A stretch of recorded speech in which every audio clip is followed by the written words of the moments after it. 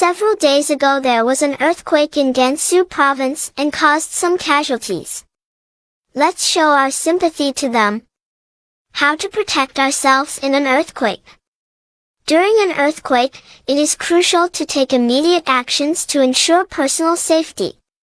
Firstly, drop, cover, and hold on is the recommended procedure.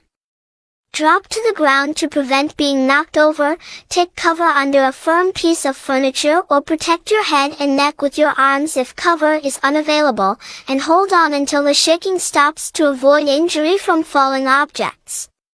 If you are indoors, stay away from windows, heavy furniture, and appliances. Seek shelter under a table or desk, and avoid doorways, which are not as safe as commonly believed. If you are outside, move to an open area away from buildings, trees, streetlights, and utility wires. Always be prepared with an emergency kit that includes water, food, a flashlight, and first aid supplies. Familiarize yourself with evacuation routes and have a communication plan in place with family members.